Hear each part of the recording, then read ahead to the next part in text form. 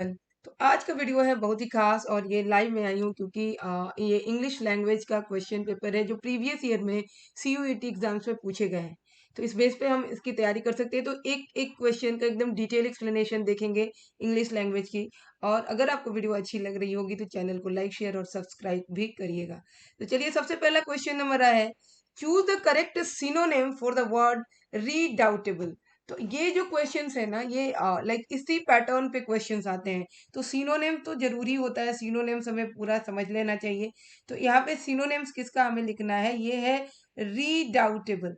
रीडाउटेबल का सिनोनिम है, रीडाउटेबल का सिनोनिम है। तो क्या मीनिंग होता है ये जो क्वेश्चंस है ना ये रीडाउटेबल का क्या मीनिंग होता है? तो रीडाउटेबल का मीनिंग देखे पहले। तो रीडाउटेबल का मीनिंग होता है, ये रीडाउटेबल का मतलब हो गया सम लाइक जो जिसे हराना मुश्किल हो बोल सकते हैं, या कोई प्रतिष्ठित आदमी खूंखार डरावना जो क्या करे, एक फियर क्रिएट करे। और रिस्पेक्ट, आउट ऑफ रिस्पेक्ट भी फियर हो सकता है। तो इसका जो होगा यहाँ पे ऑप्शन वन जो है ये फ्लिम्जी है, फ्लिम्जी। तो फ्लिम्जी का मतलब होता है वीक। तो ये वीक होता है, तो ये तो बिल्कुल आंसर नहीं होगा। देन परप्लेक्सिंग, परप्लेक्सिंग का मतलब होता है कंफ्यूजिंग। कंफ्यूजिंग मतलब इतना पेचीदा हो कि हम उसको समझ ही ना पाए, तो ये भी गलत हो जाएगा। एंड यहाँ पे वॉल्यूबल, वॉल्यूबल का मतलब होता है बातूनी, यानी कि like speaking a lot, like the person who speaks a lot, the person who speaks a lot. तो ये इसका मीनिंग हो जाता है। तो यहाँ पे जो हमारा एक ही ऑप्शन बचा, that is formidable, and formidable is the correct option. So redoubtable, redoubtable का मतलब क्या हो, इसका जो सिनोनिम हो गया वो हो गया फॉर्मिडेबल। मीन्स ये क्या हो जाएगा, एक like fear, like the person can create the fear out of respect भी हम बोल सकते हैं, ये होगा। चलिए नेक्स्ट क्वेश्चन हम देखते हैं। नेक्स्ट है हमारा, सिलेक्ट द वर्ड अपोजिट। तो सिनोनिम्स हो गए, अब एंटोनिम्स या opposite, that is the Solan. तो सुलेन, सुलेन का मतलब क्या होता है? तो सुलेन यहाँ पे है, सुलेन का मतलब होता है चिड़चिड़ा, लाइक चिड़चिड़ा हो सकता है, या ग्लूमी हो सकता है, ग्लूमी उदास रहने वाला, या बैड टेम्पर्ड, बैड टेम्पर्ड भी हम बोल सकते हैं, बैड टेम्पर्ड, इसको बैड टेम्पर्ड भी बोल सकते हैं, ठीक है। या सल्की, जो हमेशा मुंह फुला के बैठा हुआ हो उसको हम सुलेन कहते हैं। और इसका जो ऑप्शंस होंगे ये जैसे मोरोस, मोरोज का मतलब क्या होता है? तो यहाँ पे जो मोरोज है इसका मतलब होता है यही ग्लूमी, ग्लूमी या बैड टेम्पर्ड। तो यही ऑप्शन हमारा जो होगा करेक्ट होगा क्या? नहीं, ये ऑप्शन यहाँ पे अपोजिट पूछा है तो इसका तो सेम मीनिंग होता है, तो ये सिनोनिम जो हो जाएगा, ये सिनोनिम हो जाएगा, बट एंटोनिम्स तो नहीं होगा, अपोजिट तो नहीं होगा। ये भी ग्लूमी होगा या बैड टेम्पर्ड होगा। देन यहाँ पे रेटिसेंट, रेटिसेंट का क्या मीनिंग होता है? तो यहाँ पे हमने देखा यहाँ पे ग्लूमी, इसका जो सही जवाब ये रेटिसेंट है। और यहाँ पे टिमिड है, टिमिड का मतलब फिर से क्या हो गया, वीक हो गया। यस, वीक हो गया। और यहाँ पे जो आंसर, सही आंसर होगा वो होगा जेनियल।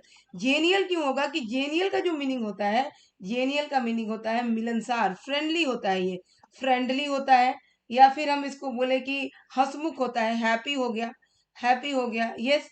और फ्रेंडली हो गया, तो ये हंसमुख हो गया। तो ये इसका जो सही ऑप्शन होगा वो होगा जेनियल। अगर ये पूछा होता है कि what is synonym of the sullen, तब हमारा क्या हो जाता, तब हो जाता हमारा morose. But now it is opposite, तो it is what, genial. Next अब क्या क्वेश्चन है देखते हैं इसको हम। Identify the meaning of idiom blow the gaff. Blow the gaff. What is the this like meaning of this idiom blow the gaff? तो blow the gaff का मतलब होता है to reveal secret. To reveal, to reveal secret. To reveal secret होता है, to reveal secret to. तो यहाँ पे क्या क्या ऑप्शन दिया है? To be full of energy नहीं होगा, to divulge a secret, okay. Then to feel unable to deal with something, and to feel terribly ashamed, तो ये भी नहीं होगा, ये भी नहीं होगा। यहाँ पे होगा टू डिवल्ज अ सीक्रेट, ये हमारा करेक्ट ऑप्शन हो जाएगा। आई बिलीव कि सबको समझ आ रहा है। चलिए नेक्स्ट क्वेश्चन है हमारा। नेक्स्ट क्वेश्चन क्या है? rearrange the following phrases to form a meaningful sentences. Meaningful sentence हमें फॉर्म करना है। यहाँ पे ऑप्शन, यहाँ पे created by human, collective cultural heritage, all languages, communities are our. तो इसको हम कैसे रीअरेंज करेंगे वो देखना है। तो अगर हम पहले ऑल लैंग्वेजेस, पहले हम अगर इसको फर्स्ट पे रखें, all languages, all languages created, like इसको सेकंड पे रख देते हैं, created by human, all languages created by human human communities, तो आर आवर, तो ये हमारा थर्ड पे हो जाएगा, are our collective cultural heritage, और ये फोर्थ पे हो जाएगा, यानी कि all languages created by human communities are our collective cultural heritage, यानी कि सबसे पहले हमारा होगा सी, तो सी हमारा बस एक ही ऑप्शन में है, तो यही हो जाएगा CADB, ये हमारा सही आंसर हो जाएगा। चलिए नेक्स्ट देखते हैं। तो नेक्स्ट क्या है, fill in the blank with the appropriate word as word, like he as well as his friends, he as well as his friends dash denied entry to the stadium, यहाँ पे aren't है, were है, was है और has है, तो इसका सही जवाब क्या होगा, तो इसका सही जो आंसर होगा वो होगा was। यस, क्यों कि he as well as his friends, like यहाँ पे, तो यहाँ पे किसके साथ जाएगा ये वर्ब ही, तो यहाँ पे क्या हो जाएगा was हो जाएगा, ये सब्जेक्ट वर्ब एग्रीमेंट से क्वेश्चन है। चलिए नेक्स्ट देखें हम, identify the part of sentence which has in error, अब इसमें हमें एरर पहचानना है कि एरर कहाँ पे दिया हुआ है, तो एरर के लिए हमें क्या करना होगा, ये पहले पढ़ेंगे, one of my, then friends are going to London next week, तो यहाँ पे जो एरर है, like one of my friends are going, यहाँ पे क्या दिया है, one of my friends are going, तो इसका इसी पार्ट में एरर है, यानी पार्ट बी में क्या हो जाएगा, क्वेश्चन नंबर लाइक यहाँ पे पार्ट बी में हो जाएगा एरर, क्यों, क्योंकि यहाँ पे आर दिया हुआ है, यहाँ पे क्या बता रहा है, वन ऑफ माई फ्रेंड्स, लेकिन बहुत सारे फ्रेंड्स हैं बट उनमें से कोई एक, one of my friends is going to London next week, तो यहाँ पे इज होना चाहिए, और ये यहाँ पे आर जो है करेक्ट इनकरेक्ट है, तो ऑप्शन बी, हम ऑप्शन 2 जो होगा वो बिल्कुल सही होगा, ऑप्शन 2 बिल्कुल करेक्ट होगा। चलिए नेक्स्ट देखिए हम, choose the appropriate word for the following expanded form, choose the appropriate word for the following expanded form, like एक वर्ड, ये जो भी यहाँ पे सेंटेंस दिया है इसके लिए एक वर्ड हमें चूज करना है, क्या है हमारा सेंटेंस, द फीलिंग और ideas that are suggested by a word, the feeling और ideas that are suggested by a word, क्या होगा, तो इसमें किसके लिए है, द फीलिंग और ideas that are suggested by a word, इसके लिए क्या हम लेंगे, तो इसका जो होगा कि इट मीन्स इसका लाइक इम्प्लाइड मीनिंग या इसका भावार्थ हम बोल सकते हैं, तो इसका सही ऑप्शन जो होगा वो कोनोटेशन होगा। कोनोटेशन का भी मतलब होता है, क्या होता है, an implied meaning, okay meaning, तो यही इसका जो होगा सही जवाब होगा। कलेक्शन हम समझ सकते हैं, कलेक्शन क्या हो गया, तो कलेक्शन हो गया अ ग्रुप ऑफ थिंग्स, ये क्या हो जाएगा, अ ग्रुप ऑफ थिंग्स, ये अ ग्रुप ऑफ थिंग्स होगा। उसके बाद हमारा कोरिजेंडम है, कोरिजेंडम मतलब होता है an error, an error to be corrected, कोई अगर लिखने में टू बी करेक्टेड, अगर लिखावट में या प्रिंटिंग में कोई एरर आता है और उसको करेक्ट करना होगा, that is corrigendum. And then convention, तो कन्वेंशन क्या हो जाएगा, अ लार्ज मीटिंग और सम्मेलन, तो अ लार्ज मीटिंग हम बोल सकते हैं, ऐसे बहुत सारा मीनिंग होता है बट यहाँ पे जो मीनिंग बन रहा है उसका ये कन्वेंशन हो जाएगा, ठीक है। तो ये हमारे हो गए, तो इसका जो सही जवाब होगा वो क्या होगा, कोनोटेशन होगा। नेक्स्ट देखते हैं, replace the underlined part with the correct idiom, what is given here, that argument is unsound, unsound मतलब क्या हो गया, unsound का मतलब होता है illogical, तर्कहीन, नो लॉजिक, यहाँ पे विदाउट लॉजिक हम बोल सकते हैं, without any logic, without any logic, इसको हम क्या कहेंगे, इसको बोलते हैं हम unsound, without any logic unsound होगा।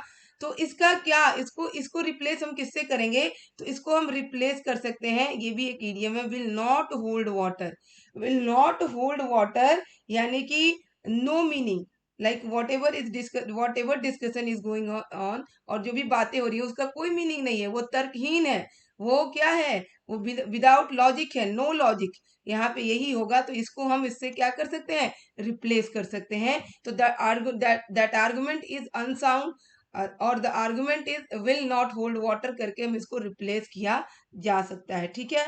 नेक्स्ट हम देखें, choose the correct one word, choose the correct one word substitute for, तो वन वर्ड सब्सटीट्यूट करना है, यहाँ पे क्या दिया है, fluent and clear in speech, fluent and clear in speech. तो इसका जो सही जवाब होगा वो होगा ऑप्शन 3। इसको हम कहते हैं articulate. The person who is very good in और very fluent in speech and clear and fluent in speech, उसको आर्टिकुलेट बोलते हैं।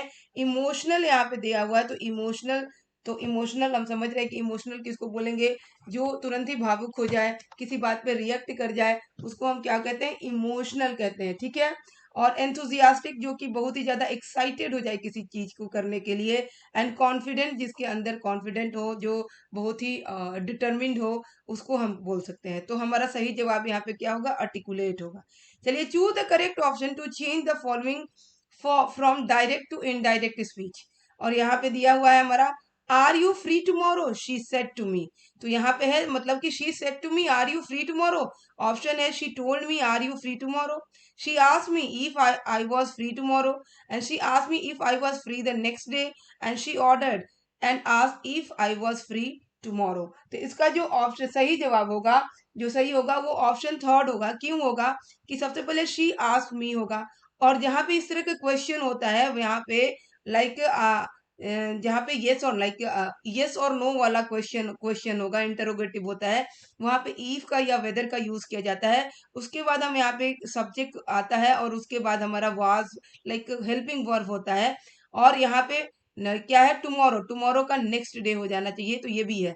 तो इसका यही बनेगा, she asked me if I was free the next day. तो ये ऑप्शन थर्ड जो होगा बिल्कुल सही होगा, बिल्कुल करेक्ट होगा। चलिए नेक्स्ट है, identify the option closest in meaning to sycophantic. Sycophantic का क्या मतलब हुआ, साइकोफेंटिक का मतलब क्या होता है, साइकोफेंटिक मतलब होता है चापलूस, इसको हम चापलूस कह सकते हैं।